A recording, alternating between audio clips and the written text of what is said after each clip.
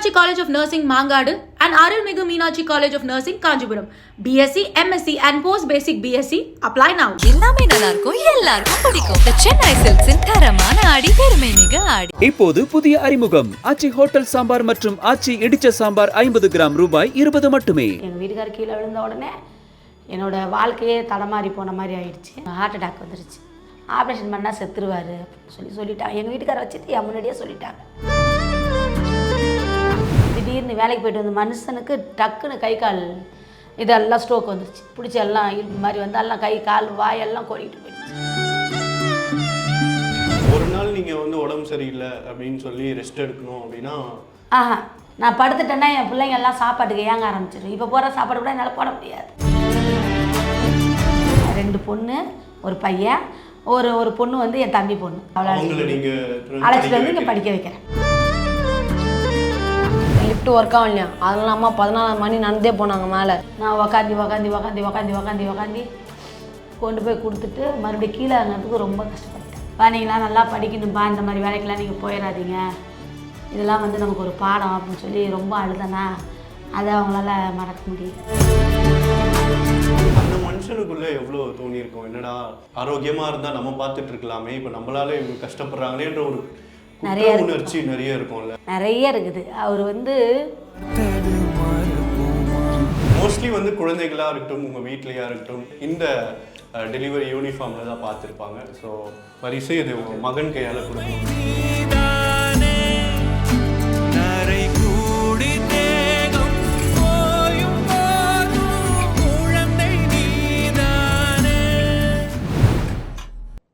ரெடில் talk shows அனைவருக்கும் வணக்கம். நான் ஜித்து. ரீசெண்டாக வந்து நீயா நானால இவங்களுடைய எபிசோட் பார்த்து கண் கலங்காதவங்க இருக்கவே முடியாது. அவ்வளோ இம்பேக்ட்ஃபுல்லாகவும் டச்சிங்காகவும் இருந்தது. ஸோ முத்துலக்ஷ்மி அவர்களும் அவங்களுடைய மகனான தமிழினியனும் இருக்காங்க. வணக்கம் 2 பேருக்குமே. எப்படி இருக்கீங்க? நல்லா இருக்கும். நீங்கள் நல்லா இருக்கீங்களாண்ணா? நல்லா இருக்கேன் தம்பி.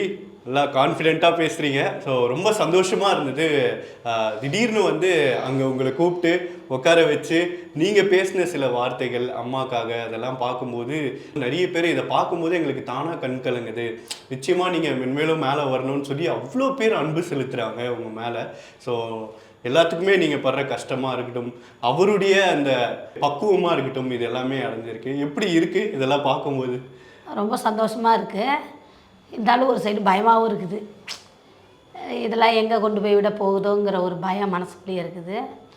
ஆனால் இந்த பிளாட்ஃபார்மாக போயிட்டு வந்த பிறகு, நீயா நான் பிளாட்ஃபார்ம் போயிட்டு வந்த பிறகு எனக்கு நிறைய சொந்தங்கள் கிடச்சிருக்காங்க. அதை நினச்சா எனக்கு இன்னும் ரொம்ப சந்தோஷமாக இருக்குது, பெரிய சந்தோஷமாக இருக்குது. அதனால் நான் வேறு எதுவுமே சொல்கிறதுக்கு இல்லை. எந்த ஊர்லேருந்து எனக்கு ஃபோன் பண்ணி நல்லா இருக்கீங்களா, எப்படி இருக்கீங்க, கவலைப்படாதீங்க, நாங்கள் இருக்கிறோம், கடவுள் இருக்கிறாரு, உங்களுக்கொசரம் கடவுள்கிட்ட பிரார்த்தனை பண்ணுறேன் அப்படிங்கிறாங்க. இதை விட என்ன சந்தோஷம் வேணும்? நிச்சயமா.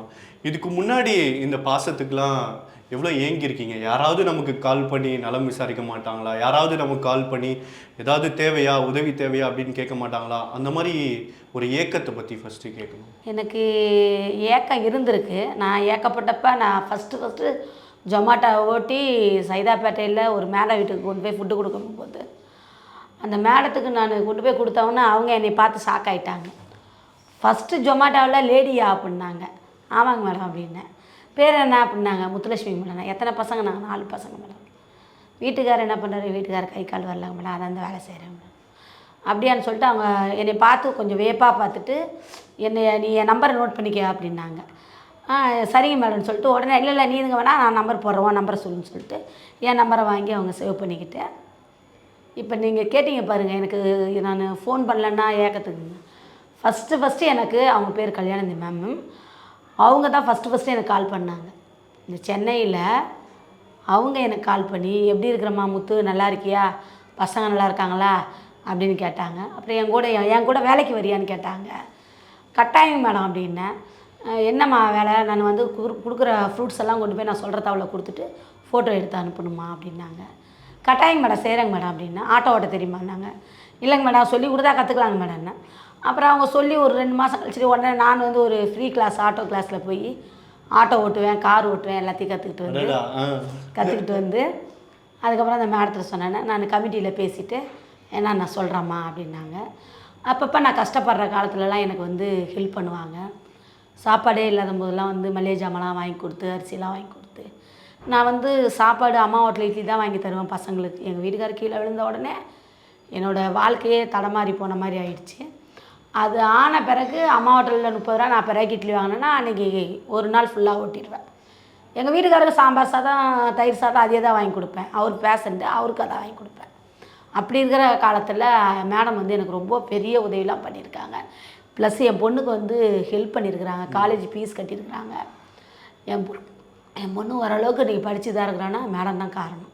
அந்த மேடத்துக்கு ரொம்ப ரொம்ப நான் நன்றி சொல்கிறேன். நிச்சயமா. அதனால் எனக்கு ஏக்கத்துக்கு அவங்க தான் ஃபஸ்ட்டு எனக்கு இருந்தாங்க. ஆனால் என் சொந்த பந்தத்தில் யாரும் கேட்கல. நானும் அதை பெருசாக எடுத்துக்கல. இவங்க கேட்கலையேங்கிற ஃபீல்லாம் இல்லை. என் பிள்ளைங்களோட நானோட நமக்கு எதை நம்மளை ஆதரிக்கிறவங்க இருக்கிறாங்களா 4 பேர் அப்படிங்கிற ஒரு தாட்டில் நான்.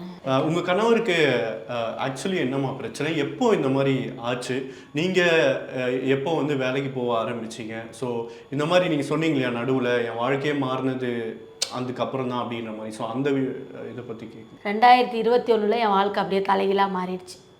எங்கள் வீட்டுக்காரர் கண்டக்டரு எம்டிசியில். அவர் வந்து இப்போ கொரோனா லாஸ்ட் டைம் போட்டிருந்தாங்க பாருங்கள். அப்போ எங்கள் அம்மா இறந்துட்டாங்க. அப்போ நாங்கள் ஊருக்கு போயிருந்தோம். எங்கள் சொந்த ஊர் வந்து பெரம்பலூர் பக்கத்தில் இருக்கிற நொச்சியம் எங்கள் சொந்த ஊர். எங்கள் அம்மா இறந்தோடனே எங்கள் அம்மா ஊர்லேருந்து எங்கள் மாமியார் வீட்டுக்கு நாங்கள் போயிட்டோம். அங்கே போயிட்டு நான் வேர்கடலை பறிக்க, புல்லு பெருக்க எல்லாம் அங்கேயும் போய் வேலைக்கெல்லாம் போயிட்டு இருந்தேன். போயிட்டு அவர் நல்லா வேர்கடலாம் சாப்பிடுவார். சாப்பிட்டுக்கிட்டு ஒரு நாள் நைட்டு 2:45க்கு திடீர்னு ஹார்ட் அட்டாக் வந்துருச்சு. ஹார்ட் அட்டாக் வந்தோடனே அவருக்கு முடியல, வலிக்குதுன்னு பிறல்றாரு. வீட்டு ஃபுல்லாக படுத்து பிறல. சுற்றிக்கும் சொந்த பந்தம் இருக்கிறாங்க. ஆனால் யாரையுமே நான் கூப்பிடல. நான் என்ன பண்ணேன், உடனே அவரை வண்டியில் உட்கார வச்சு, 2 வீலரில் உட்கார வச்சு, துண்டில் இடுப்பை போட்டு கட்டிக்கிட்டு அவரை வச்சு எங்கள் ஊருக்கு வரணும். எங்கள் ஊருக்கு வரணுன்னா 5 கிலோமீட்ரு காட்டு வழி பாதையில் தான் வரணும். அந்த காட்டு வழி பாதையில் 2 வீலரில் உட்கார வச்சு இவரை நான் ஏற்றிட்டு வந்து ஹாஸ்பிட்டல் வந்து பார்த்தா அவருக்கு ஹார்ட் அட்டாக் வந்துருச்சுமான்ட்டாங்க. பெரிய ஹாஸ்பிட்டல், சின்ன ஹாஸ்பிட்டல் தான், அவங்க பெரிய ஹாஸ்பிட்டலுக்கு மாற்றி அந்நேரத்துலேயே டெஸ்ட்டெல்லாம் எடுத்து பார்த்துட்டு உடனே ஆப்ரேஷன் பண்ணிட்டாங்க. உடனே ஆப்ரேஷன் பண்ணால் என்கிட்ட அவ்வளோ பணம் இல்லையே. ஆப்ரேஷன் பண்ணுறது 8 லட்ச ரூபாய் கேட்குறாங்க. உடனே இமீடியட்டாக ஆப்ரேஷன் பண்ணுங்கிறாங்க. நான் சொன்னேன், இல்லை சார் இருக்கட்டும், இப்போ பார்த்த வரைக்கும் ட்ரீட்மெண்ட் பார்த்துட்டு இதோட நீங்கள் டிஸ்சார்ஜ் பண்ணிடுங்க, நான் சென்னை நான் அங்கே போய் பார்த்துக்கிறேன் சார்னு சொல்லிட்டு மறுபடியும் அதே இதில் இவர் சொல்கிறது பொய்யா என்னன்னு பார்த்துட்டு அடுத்த ஹாஸ்பிட்டல் போனேன். அடுத்த ஹாஸ்பிட்டல்னா அவங்களும் அதே தான் சொன்னாங்க. ஆமாம்மா இவருக்கு ஹார்ட் அட்டாக் வந்துருச்சு, உடனே ஆப்ரேஷன் பண்ணோம் அப்படின்னா. ஏன்னா போராட முறை எப்படியே சொல்கிறாங்க. சரி நம்ம சென்னைக்கு போகலான்ட்டு கவர்மெண்ட் ஆஸ்பத்திரி போய் பார்த்தேன். அங்கே போய் பார்த்தோன்னே அங்கே 5 டாக்டர் பார்த்துட்டு இந்த மாதிரி என்னம்மா பிரச்சனைனா, இல்லை சார் இந்த மாதிரி சொன்னாங்க, நெஞ்சுலி வந்துருச்சு, என்ன சார் பண்ணலான்னு. யாரும்மா சொன்னால் ஆப்ரேஷன், பெரிய டாக்டர் சொன்னாங்க. ஆப்ரேஷன் பண்ணால் செத்துருவார் அப்படின்னு சொல்லிட்டாங்க. எங்கள் வீட்டுக்கார வச்சுட்டு என் முன்னாடியே சொல்லிட்டாங்க. நான் வயிற்றுலி வாயில் அடிச்சுட்டு கத்துறேன், சார் இப்படி சொன்னால் நான் என்ன சார் பண்ணுறது அப்படின்னு. அவர் என்ன பண்ணிட்டாரு, ஆப்ரேஷன் பண்ணால் இல்லை சார் இதுக்கு என்ன தான் முடிவு அப்படின்னு. ஆப்ரேஷன் பண்ணால் செத்துருவார், இப்போ நீங்கள் ஆப்ரேஷன் பண்ணி தான் அழைச்சிட்டு வரீங்களா அப்படின்னு கேட்டாங்க. இல்லை சார் எவ்வளோ கேட்டாங்க, 10 லட்சம் கேட்டாங்க சார். இப்போ நீங்கள் என்ன முடிவு எடுக்கிறீங்கன்னாங்க. இல்லை சார் ஆப்ரேஷன் வேணாம், இங்கே வந்தால் ஏதாவது தீர்வு கிடைக்குன்னு தான் சார் வந்தேன். என்ன சார் நீங்கள் சொல்லுங்கள், உங்களுக்கு தெரியல ஒரு நிலமை, நீங்கள் சொன்னீங்கன்னா நான் பார்த்துக்கிறேன் சார். அவர் சொல்லிட்டார், ஒரு லைஃப் லாங் மாத்திரை, ஒரு நாள் மாத்திரை நிப்பாட்டினாலும் எஃபெக்ட் வேறு மாதிரி ஆயிருமான்ட்டாங்க. சரி ரைட்டு, சரிங்க சார் இப்போ என்ன சொல்லலாம், மாத்திரை லைஃப் லாங் நிப்பாட்டாக தான் போடணும். அங்கே 1 வாரம் பெட்டில் வச்சுருந்தாங்க. அதுக்கப்புறம் வீட்டுக்கு அனுப்பிச்சிட்டாங்க. அனுப்பிச்சிட்டு மாதம் மாத்திரை வாங்கி எல்லாம் போட்டுக்கிட்டு இருந்தோம். ஒரு நாள் வேலைக்கு போயிட்டு வந்து இதே கட்டிலில் படுத்திருந்தார். படுத்திருக்கும்போது திடீர்னு வேலைக்கு போயிட்டு வந்து மனுஷனுக்கு டக்குன்னு கை கால் இதெல்லாம் ஸ்ட்ரோக் வந்துருச்சு. பிடிச்சி எல்லாம் இழுப்பு மாதிரி வந்து எல்லாம் கை கால் வாயெல்லாம் கோடிக்கிட்டு போயிடுச்சு. கோடிட்டு போய் இதெல்லாம் வந்து ஒரு 6 மாதம் கழிச்சு, நான் இந்த ஹார்ட் அட்டாக் வந்ததுக்கப்புறம் 6 மாதம் கழிச்சு கை கால் எல்லாம் அதன பிறகு மறுபடியும் நாங்கள் அழுத்துட்டு போனால் அவங்க என்ன சொல்லிட்டாங்க, அம்மா இவருக்கு வந்து ஸ்ட்ரோக் வந்துருச்சு, இது நாளைக்கு சரியாகும், நாளை தெரிச்சு சாரெல்லாம் சொல்ல முடியாது, 1 வருஷம் ஆகலாம், இல்லை 3 வருஷம் ஆகலாம், 5 வருஷம் ஆகலாம், அப்போ தான் சரியாகும், நாங்கள் ஒன்றுமே பண்ண முடியாதும்மா, நீங்கள் வந்து வீட்டில் அழைச்சிட்டு போய் பார்த்துக்கோங்க. அங்கே 1 மாதம் வச்சுருந்து வீட்டுக்கு அழைச்சிட்டு அதுக்கப்புறம் ப்ரைவேட் ஹாஸ்பிட்டலாக எல்லாம் எழுதிட்டு தெரிஞ்சேன், எப்படியாச்சும் ஏதாச்சும் ஒரு ஹாஸ்பிட்டலில் சரியாயிடாதான்னு.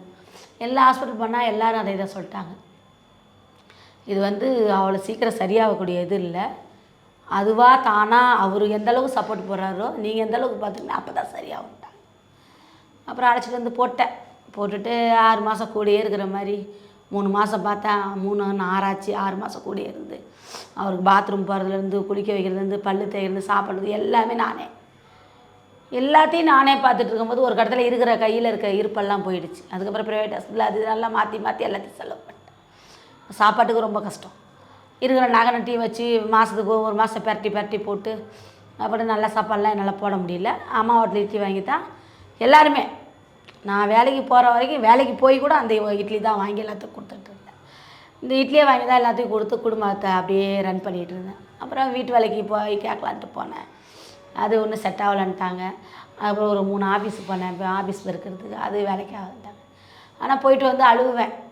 இப்படி படிச்சுட்டியாடா கடவுளே என்னை இந்த நிலைமைக்கு கொண்டு வந்துட்டேன்னு அழுவாத நாள்லாம் பாவம் செஞ்ச நாள்.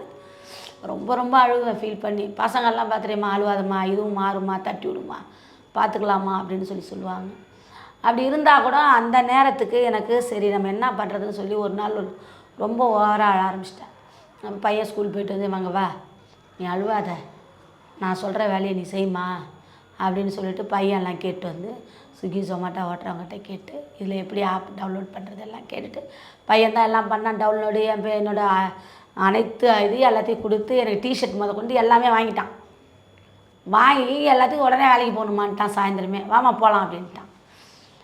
1 மாதம் ஸ்விக்கி ஓட்டினேன். 1 மாதம் ஸ்விக்கி ஓட்டு அது எனக்கு ஒன்றும் செட் ஆகலன்ட்டு அதுக்கப்புறம் ஏம்மா நீ அது வேணாம் ஜொமேட்டோவில் ஓட்டலாம், அது நல்லா இதாக போடுறாம்மா. அதுக்கும் அதே மாதிரி ஒரு வாரத்தில் எல்லாத்தையும் ஃபில் பண்ணி எல்லா வேலையும் கற்றுக் கொடுத்து அதிலேருந்து தொடங்கினவன் தான் என் பிள்ளை. என் கூட இன்னைய வரைக்கும் வேலைக்கு வரான். இன்னைய வரைக்கும் நைட்டு 4 மணி வரைக்கும் ஓட்டுவோம். டார்கெட்டு முடிக்க முடியலன்னு 4-5 மணி வரைக்கும் காலங்காத்தால் விடிய ஓட்டுவோம். டார்கெட் முடியும். அப்போ வந்து இன்சென்டிவ் 3000 ரூபா போட்டாங்க. இந்த 7 நாளைக்கு ஓட்டும் போது நான் ஓட்டுற காசு இல்லாத தனியாக எனக்கு 3000 ரூபா வரும். 3000 ரூபா 3500 வரும். அதில் 4 ஆர்டரு 5 ஆர்டரு பாக்கி 2 கிக்குன்னு ஒன்று சொல்லுவாங்க. 1 ஹவருங்கிறது ஒரு கிக்கு. அதில் ஒரு 3 கிக்கு நான் பார்க்கலன்னா அது இது எல்லாத்தையும் சேர்த்து போட்டு விடிய 5 மணி 4 மணி வரைக்கும் ஓட்டிட்டு விடியாகலாம் வந்து தான் படுப்போம். தூக்கம் அவ்வளோவா இருக்காது, அவருக்கும் தூக்கம் இருக்காது. ரெண்டாவது கடன் ஒரு பக்கத்து பிரச்சனை. ஒரு கட்டத்தில் வீட்டு வாடகையை நல்லா கொடுக்க முடியல, அட்வான்ஸ் எல்லாம் கழிஞ்சிருச்சு. ஒரு நாள் நீங்கள் வந்து உடம்பு சரியில்லை அப்படின்னு சொல்லி ரெஸ்ட் எடுக்கணும் அப்படின்னா இப்போயே எனக்கு உடம்பு சரியில்லை, 4 நாளாக எனக்கு உடம்பு சரியில்லை, ஆனால் ஓடிக்கிட்டு தான் இருக்கிறேன். நான் படுத்துட்டேன்னா என் பிள்ளைங்க எல்லாம் சாப்பாட்டுக்கு ஏங்க ஆரம்பிச்சிடும். இப்போ போகிற சாப்பாடு கூட என்னால் போட முடியாது. அதனால் நான் அதை பெருசாக எடுத்துக்கல. பிள்ளைங்கள காட்டி நம்ம உடம்பு என்னங்கிற அந்த ஒரு எண்ணத்தோடு அப்படியே ஓடிடுவேன். ஆனால் தூக்கம் கண்ணெல்லாம் எரியும். வண்டி ஓட்டும் போதே அப்படியே கண்ணு கொண்டு போய் சொருகும். ஆனால் இறங்கி நின்று தண்ணி எடுத்து மூஞ்செல்லாம் கழுவிட்டு சரி போகலான்னு சொல்லிவிட்டு அப்படி போவேன். சொல்லுவேன் எங்கேயாச்சும் நிப்பாட்டுமா, ஏதாவது பார்க்கில் கொஞ்சம் நேரம் படுத்து எஞ்சிட்டு போகலாமாம்மா. இல்லைடா அதுக்குள்ளே ஆர்டர் முடிஞ்சிச்சுன்னா அதுக்கப்புறம் டார்கெட் முடிக்க முடியாது, வாடான்னு சொல்லி இழுத்துட்டு போவேன். இவனும் அதே போல் தூங்க மாட்டான். நான் தூங்கி இப்படி கண்ணை இப்படி சொக்குறேன்னா இவன் நான் இருக்கிறேம்மா நீ தூங்காதம்மா அப்படின்னு சொல்லிட்டு இந்த பையனை எனக்கு கொஞ்சம் ஒத்துழைப்பு நிறையா கொடுத்தான். இதுதான் என்னோடய கதையே, மெயின் கதையே. ஸோ இந்த படிப்பு அதுக்கான நேரமாக இருக்கட்டும், வீட்டில் அம்மாவை பார்த்துக்கிறதா இருக்கட்டும், உங்களுக்கு நீங்கள் செலவழிக்கிற நேரமாக இருக்கட்டும், எப்படி பார்த்துக்கிறீங்க நீங்கள்? நான் விடியாகாலம் எழுந்துச்சி பார்த்துப்பேன். விடியாகாலம் எழுந்துச்சி படிச்சுட்டு ஹோம்ஒர்க் முடிச்சிடுவேன். ஹோம்ஒர்க் அவ்வளோ கம்மியாக தானே கொடுப்பாங்க. நாங்கள் ஏதாச்சும் கரெக்டாக பண்ணுறோன்னா கொடுக்க மாட்டாங்க. ஏதாச்சும் தப்பு பண்ணால் தான் மிஸ் அதிகமாக கொடுப்பாங்க. கரெக்டாக பண்ணுறா ஒன்றும் இல்லை கொடுக்க மாட்டாங்க. இல்லைன்னா ஸ்கூலில் கூட முடிச்சுக்கலாம். கொஞ்ச நேரம் உட்காரும் போது பிரேக்லேயே லஞ்ச்லேயே ஏதாச்சும் முடிச்சுக்கலாம்ண்ணா. நல்லா படிக்கிற பையனா? நான் டாப் 15 வருவேண்ணா. எதுக்கு ஸ்ட்ரென்த்து 74ல் 15. பெரிய விஷயம் அவருக்கு. இதெல்லாம் எவ்வளோ பெரிய விஷயம் இந்த எஃபர்ட்ஸ் எல்லாமே. அதுவும் இந்த வயசில் அவருக்கு வந்து இதெல்லாம் அவசியமே இல்லை. ஆனால் சூழ்நிலை காரணமாக அவர் அதை புரிஞ்சுக்கிட்டு பண்ணுறது வந்து நிச்சயமாக ரொம்ப பாராட்டக்கூடிய ஒரு விஷயம். அது மட்டும் இல்லாமல் எல்லா கிளாஸில் ஃப்ரெண்ட்ஸ்க்கெலாம் தெரியுமா நீ இந்த மாதிரி பண்ணுறது, கஷ்டப்படுறது? அம்மா கூட போகிறது தெரியும்ண்ணா. அம்மா கூட போகிறது தெரியும். ரெண்டாவது அவங்க மிஸ்ஸுங்களுக்கு தெரியும். டீச்சர் நான் ஓப்பன் டேக்கு போகும்போதெல்லாம் ஒவ்வொரு வாட்டி சொல்லுவாங்க, பரவாயில்லம்மா இருந்தாலும் இன்னும் கொஞ்சம் கேர் எடுங்க, உங்கள் உடம்பையும் பார்த்துக்குங்க, ரொம்ப ஸ்ட்ரெயின் பண்ணிக்காதீங்க அப்படிம்பாங்க. நான் எங்கே ஓய்வு எடுக்கிறதுக்கோ இல்லை ஸ்ட்ரெயின் பண்ணுறதுக்கு எனக்கு எந்த இதுவுமே கிடையாது. ஏதாச்சும் ஒரு வகையில் எனக்கு ஒரு வருமானம் வந்துச்சுன்னா நம்ம ஓய்வு எடுக்கலாம். சரி இதில் இப்படி நம்ம கிடைக்குது, அப்புறம் இது என்னத்துக்குங்கிற மாதிரி நான் போயிடுவேன். எந்த வருமானமும் இல்லைன்னா நான் இதை நோக்கி தான் நான் ஓட முடியும். இப்போ மாத்திரை மருந்து அந்த செலவாக இருக்கட்டும், படிப்புக்கு செலவாக இருக்கட்டும், அவங்க பிடிச்ச ஏதாவது ஒரு நாள் வந்து அம்மா எனக்கு இதை சமைச்சு கொடுங்க அப்படின்னு சொன்னால் கூட நம்ம அதுக்குன்னு ஐயோ என்ன பண்ணுவோம் இன்றைக்கி அப்படின்ற மாதிரி ஒரு அந்த மாதிரி இதெல்லாம் நான் கடந்துட்டேன். இப்போ நான் வேலைக்கு மட்டும்தான் போகிறேன், மீதியெல்லாம் பசங்க தான் செய்வாங்க. என் பெரிய பொண்ணு வந்து பிகாம் பேங்க் மேனேஜ்மெண்ட் முடிச்சிருக்கா, இந்த இயர் தான் முடிச்சிருக்கிறா. எத்தனை பசங்க? எனக்கு வந்து 3 பசங்க. எனக்கு வந்து பையன், ஒரே பையன்தான். 2 பொண்ணு, ஒரு பையன். ஒரு பொண்ணு வந்து என் தம்பி பொண்ணு. அவளை அழைச்சிட்டு வந்து நான் தான் இங்கே படிக்க வச்சிட்ருக்கிறேன். ஏன்னா அங்கே எங்கள் அம்மா வீட்டு சூழ்நிலை சரியில்லைங்கிறதுனால படிக்காத என்ன மாதிரி ஆயிருப்போகுது. நான் படித்தது 9வது தான். எங்கள் அப்பா குடியாரு. என் சூழ்நிலை அவளுக்கு வந்துட போகுதுன்னு சொல்லிட்டு அவளை அழைச்சிட்டு வந்து இங்கே படிக்க வைக்கிறேன். அது அதுக்கு முன்னாடி எங்கள் வீட்டுக்காருக்கு உடம்பு சரியாதுக்கு முன்னாடியே அழைச்சிட்டு வந்துட்டேன். இப்போ போய் உடம்பு சரியில்லை அவரு, அதனால் நீ போ உங்கள் வீட்டுக்கு நான் சொல்ல முடியாது. நான் அழைச்சிட்டு வந்துட்டா என் கடமையை நான் அந்த இடத்துல நிரப்பி கொடுக்கணும். அதுக்கு தான் அந்த அம்மாவை நான் இங்கேயே வச்சுருக்கிறேன். ஒரு +2 வரைக்காச்சும் படித்து நம்ம அனுப்புவோம், அதுக்கப்புறம் அவள் வாழ்க்கையை பார்த்துக்குவாங்கிற ஒரு எண்ணத்தில் அழைச்சிட்டு வந்து படிக்க வைக்கிறேன். நீங்கள் ஒழுங்காக சாப்பிட்றீங்களா? உங்களால் முடிஞ்ச அளவு சாப்பிட முடியுதா? என்னால் சாப்பிட முடியாதனால தான் இப்போ உடம்பு சரியாத ஆகிட்டேன். இடையில இப்போ 4 நாள் உடம்பு சரியாத ஆகிடுச்சு. ரொம்ப முடியாதாகிட்டேன். ட்ரிப்ஸ் எல்லாம் ஏற்றி ரொம்ப இதாகி வந்துட்டேன். எதுக்கு? நேரம் இல்லையா? இல்லை, நேரம் கிடைக்காது. ஆர்டர் போட்டுக்கிட்டே இருப்பாங்க. எங்கேயாச்சும் ஹோட்டலில் லேட்டாக கொடுத்தாங்கன்னா உட்காந்து நான் அம்மா ஹோட்டல் சாப்பாடு தான் வாங்கிக்குவேன். இல்லைனா எங்கேயாச்சும் அன்னதானம் போட்டாங்கன்னா அங்கே சாப்பிட்டுக்குவேன். இங்கே சாமியார் மடம்னு ஒரு இடம் இருக்குது, அதில் போய் நான் சாப்பிட்டுக்குவேன். நேரம் கிடைச்சால் அந்த சைடு ஆர்டர் போட்டால் ஆர்டர் டெலிவரி இது பண்ணாத அங்கே போய் உட்காந்து சாப்பிட்டுட்டு அடுத்து எடுப்பேன். அதுவும் தாண்டி போயிட்டேன்னா என்னால் சாப்பிட முடியாது. நான் சாப்பிட்றது 4 மணி ஆகும். 2 மணிக்கு சாப்பிட்ட முத்துலட்சுமி இப்போ 4 மணிக்கு சாப்பிட்றேன். அப்போ 4 மணிங்கும் போது என்னோடய உடம்பு கெட்டு தான் போகும். இப்போ அந்த போன வாரம் ஃபுல்லாக அந்த மாதிரி சாப்பிட்டதுனால இப்போ எனக்கு என்னையவே போட்டு உடம்பு கல்லீரல் ஏதோ வீங்கிருக்குன்னு சொல்லியிருக்கிறாங்க. இப்போ அதுக்கு நான் ட்ரீட்மெண்ட் எடுத்தாகணும். போய் நேற்று தான் ஸ்கேன்லாம் எடுத்து வந்து எல்லாத்தையும் வச்சுருக்கேன். இன்றைக்கி போய் டாக்டரை பார்க்குனாங்க. நாளைக்கு பார்த்துக்கலாம்னு சொல்லிட்டு அதையே ஒதுக்கி வச்சுட்டு வேலைக்கு வர்றேன். உங்களுக்கு எப்படி இவ்வளோ மெச்சூரிட்டி வந்தது இந்த வயசில்? ஃபேமிலி சுச்சுவேஷன் புரிஞ்சுக்கிட்டு நம்ம சில விஷயங்கள்லாம் பண்ணணும் அப்படின்ற மாதிரி எப்படி அது வந்தது?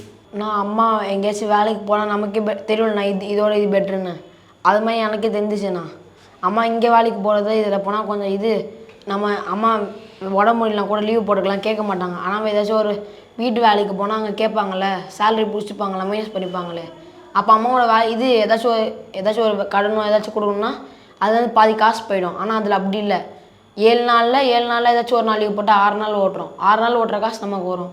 ஒரு நாள் லீவ் போட்டுக்கலாம். அது மாதிரி புரியுது. வா, நீங்கள் அம்மா கூட டெய்லி வேலைக்கு போகிறீங்க இல்லையா? அம்மா கூட நீங்கள் பார்த்துருப்பீங்க நிச்சயமாக. உங்களுக்கு மட்டும்தான் ரொம்ப க்ளோஸாக தெரியும் அம்மா எவ்வளோ கஷ்டப்படுறாங்க. மழையாக இருக்கட்டும், விடிய வண்டி ஓட்டுறதா இருக்கட்டும், நிறைய சாப்பாடு தண்ணி கூட குடிக்காமல் சில நான்ஸ்டாப்பாக ஓட்டுறதா இருக்கட்டும், அவங்க படுற அந்த கஷ்டம் நீங்கள் கண்ணெதிர்க்க பார்த்துருக்கீங்க. ஸோ சொல்லுங்கள், உங்களுக்கு எப்படி இருக்கும் அந்த அம்மா பட்ட கஷ்டம்? ஒன்றே ஒன்று தானே. அதுதானே எனக்கு இது வரைக்கும் நல்லா ஞாபகம் இருக்குது. அம்மா பெரிய அப்பார்ட்மெண்ட் தான். அந்த அப்பார்ட்மெண்ட்டை 14வது மாடி. அம்மாவை அப்படியே இது லிஃப்ட் ஒர்க் ஆகும் இல்லையா, அதனால அம்மா 14வது மாடி நடந்தே போனாங்க மேலே. 14 மாடி? ஆமாம். கீழே அவங்க வரலன்னு சொல்லிட்டாங்க? ஆமாண்ணா. கீழே வராமல் அம்மாவும் மெதுவாக போகிறாங்க. 3/4 மணி நேரம் கழித்து மேலே போய் கொடுத்துட்டு வராங்க. உக்காந்தி போய் அதை நான் கொடுத்துட்டு வந்தேன் அந்த ஃபுட்டை. அன்றைக்கி வந்து ஃபீல் பண்ணி அழுதேன். கால் வலி, மூச்சு வாங்கிறது வேறு. எனக்கு 3வது மாடி ஏறினாவே எனக்கு வந்து மூச்சு வாங்கும். 3வது மாடியை நான் அவங்ககிட்ட ஃபோன் பண்ணிக்கிறேன், சார் நீங்கள் பாதி தூரம் வாங்க, நான் பாதி தூரம் வரேன்னு. ஆனால் அவங்க என்ன சொல்லிட்டாங்க, டோர் டெலிவரி தானே, நீங்கள் தான் கொண்டு கொடுக்கணும் அப்படின்ட்டாங்க. நீங்கள் பேசுனீங்க ஃபோனில்? ஆமாம். உங்கள் குரலை கேட்டோம் அப்படி சொன்னாங்க? அப்படி சொல்கிறாங்க. சார் நான் வந்து லொக்கேஷன் வந்துட்டேன், லிஃப்ட்டு வேலை செய்யலைங்கிறாங்க, நான் என்ன சார் பண்ணுறது அப்படின்னு சொல்லி கேட்டேன். இல்லைம்மா டோர் டெலிவரி தானே, நீ மேலே வந்தாம்மா. சார் நீங்கள் பாதி தூரம் வாங்க, நான் பாதி தூரம் வரேன்னு. ஆனால் அவங்க அதை கேட்கல.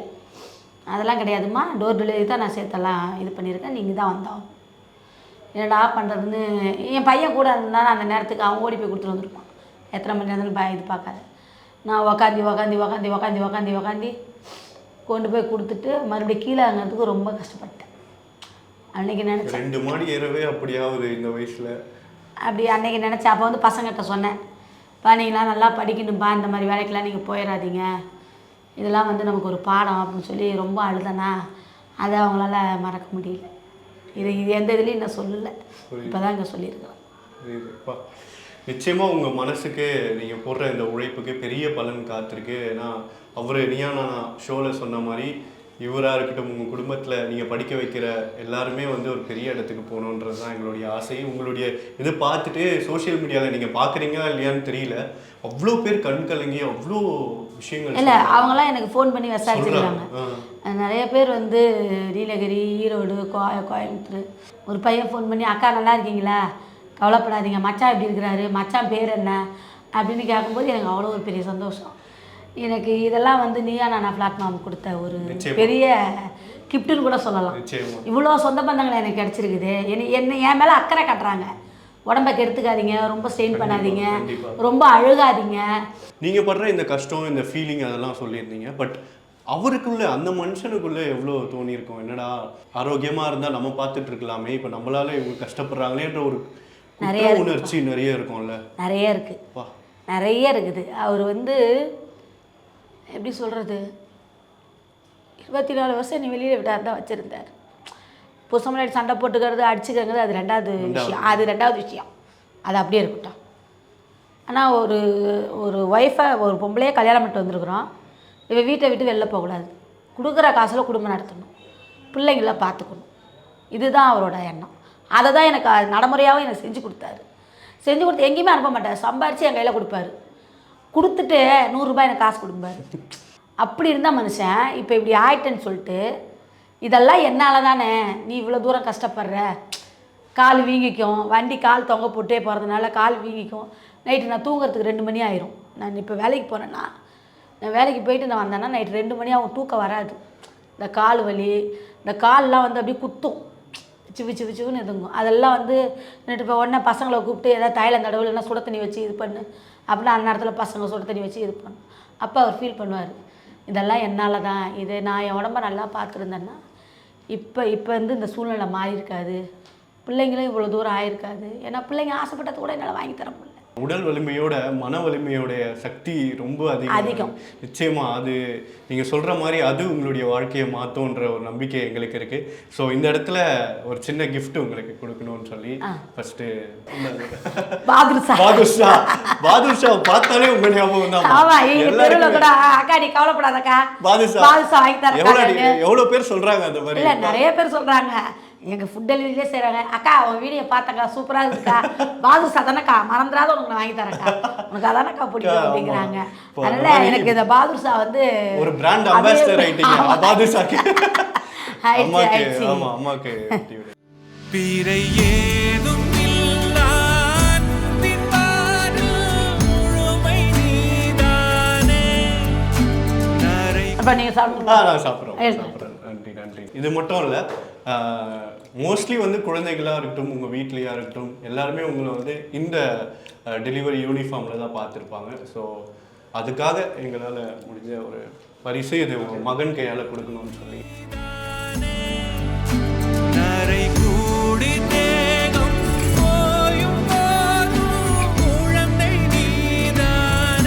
எப்பனாவது தான் நீங்கள் இது போல உங்களுக்கே கிடைக்கும். ஸோ அதனால சந்தோஷப்பா, ரொம்ப நன்றிப்பா, ரொம்ப ரொம்ப நன்றி. இந்த கலர் நல்லா இருக்கு, எனக்கு இந்த கலர் ரொம்ப பிடிக்கும். நானும் தமிழ் ரொம்ப பிடிக்கும். டைம் கிடைக்குதா இதெல்லாம் ஏதாவது ஒரு நாளாவது இந்த மாதிரி யூனிஃபார்ம் இல்லாமல் இருக்கணும் அப்படின்ற மாதிரி? இல்லைப்பா, எப்பொழுதுமே யூனிஃபார்ம் தான்ப்பா, இதோட தான்ப்பா ஓடுவேன். ஒரு கோயிலுக்கு போனா கூட என்னால் இப்போ முடியல. கோயிலுக்கெல்லாம் வந்து நான் போய் ஆயிடுச்சு 2 வருஷம் கிட்ட ஆகுது. இந்த ராகு கால பூஜைக்கெல்லாம் போவேன். போய் 2:30லேருந்து 3:30லேருந்து 4:30 வரைக்கும் 5 மணி வரைக்கும் கோயிலே இருப்பேன். அந்த கூட்டு பிரார்த்தனைலாம் உக்காந்துட்டு வருவேன். இந்த வேலைக்கு போனதுக்கப்புறம் நான் கோயிலெலாம் மறந்து ரொம்ப நாளாச்சு. அப்படி போகும்போது கடவுளே நீ கூட இருக்கிறியா, எனக்கு காப்பாற்றி என் கூடயே வா அப்படின்னு சொல்லிட்டு போவேன். இப்படி தான் என் லைஃப் ஓடிட்டு இருக்குது. நான் கட்டாயம் ஒரு நாள் கட்டுறேன். கட்டி உங்கள் வாட்ஸ்அப் நம்பர் கொடுங்க, நான் சென்ட் பண்ணுறேன். உங்களுக்கு அவசரமாச்சு நான் இதை செய்கிறேன். நிச்சயமா ரொம்ப நன்றி. அது மட்டும் இல்லாமல் இந்த வீடியோ வந்து பயனுள்ளதாக இருக்கணும் அப்படின்னு சொல்லி எங்கள் சார்பாக இவங்களுடைய காண்டாக்ட் நம்பர், ஜிபே நம்பர் வந்து நாங்கள் இந்த வீடியோலையும் சரி டிஸ்கிரிப்ஷன்லேயும் சரி கொடுக்குறோம். இதை பார்த்துட்டு நீயா நான் பார்த்தவங்க யாராவது வந்து இவங்க ஃபேமிலிக்கு உதவணும்னு நினச்சா தாராளமாக நீங்கள் உதவலாம். ஸோ எங்களால் முடிஞ்ச ஒரு கான்ட்ரிபியூஷன். ரொம்ப நன்றி. நிச்சயமாக மென்மேலும் நீங்கள் வளரணும், உங்கள் நல்ல மனசுக்கு பெரிய இடத்துக்கு உங்கள் ஃபேமிலியே போகணும்னு எங்கள் ஆசை. நன்றிப்பா. நன்றிப்பா.